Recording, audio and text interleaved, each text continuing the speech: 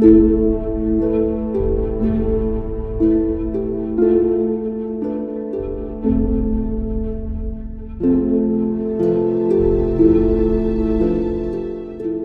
seen in the previous video that we must go to another place, to a sacred place, a very different place from the one we live in. We have to leave home and go to a place that represents, if you like, the home of God. He is different, He is other.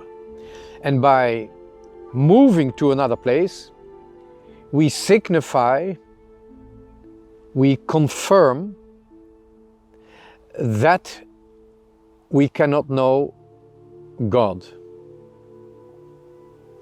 When we are there, we then take the next step. We confirm whom we do not know. First, the fact that we cannot know God is signified by the pilgrimage or our regular visit to the sacred place. We testify for the fact that we cannot know God.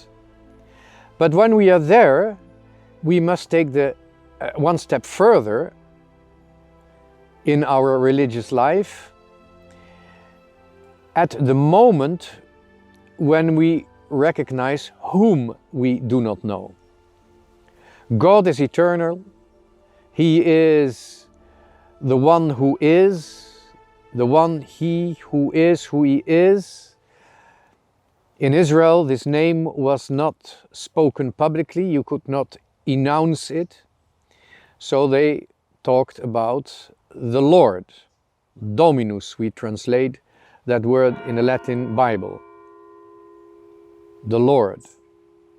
He is there. And to signify whom we cannot know, we adore. We make ourselves small. We make the greatest act of humility that we can do, like face down to earth. We bow, we go on our knees. We do something where we show physically with the instrument of our identity, which is our body. With our body we express meaning. We express what we feel, we express what we want to do and what we are doing with our body. It all has a meaning. And so the adoration must also be expressed in the body. A religion, any religion, where the body is not involved in the adoration by an extreme act, an extreme sign of humility, it's not a true religion. Figure it out for yourself. Which place can I go to really adore God? In the sacred place, you signify that you cannot know the essence of God. God cannot be defined, but there are lots of things that we can know that cannot be defined exactly. So that's not sufficient to say God is undefinable. He is ineffable. He cannot be seen, He cannot be known. And that we express by this act of adoration. That's what we are supposed to do in this sacred place.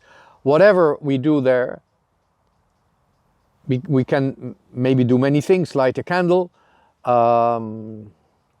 look at all the artworks.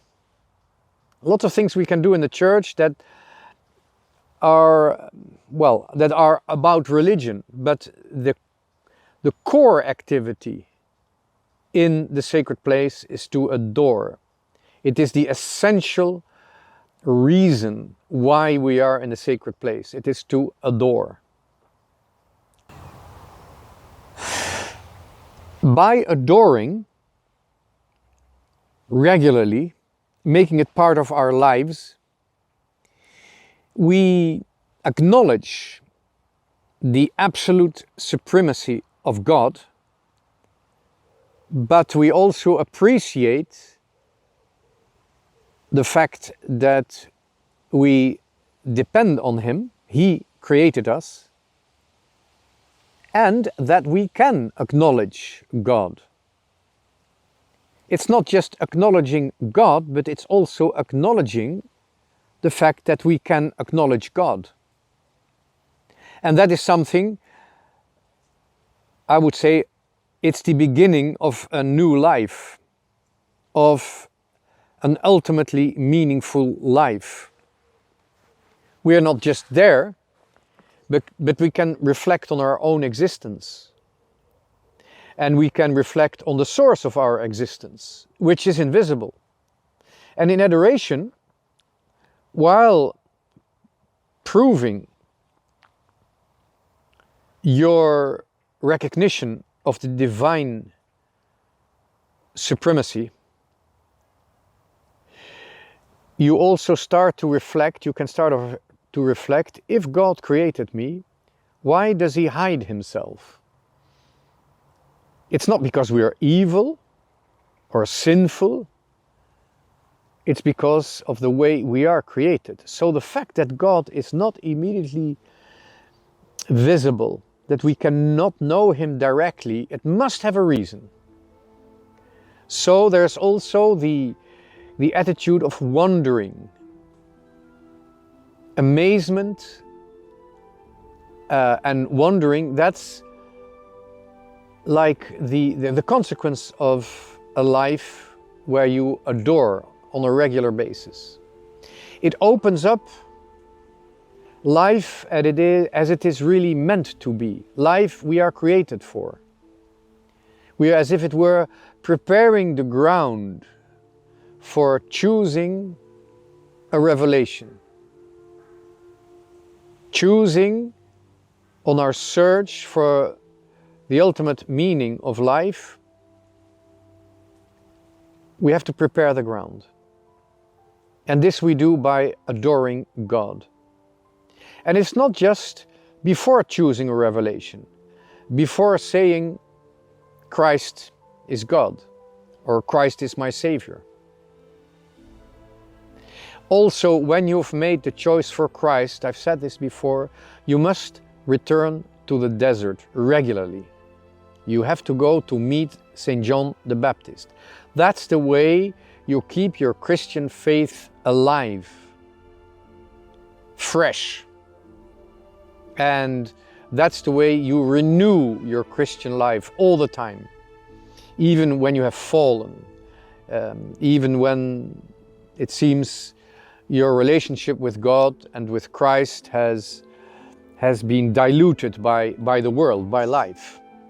It's in adoration that whatever you believe, in adoration that you find the real reset of your existence.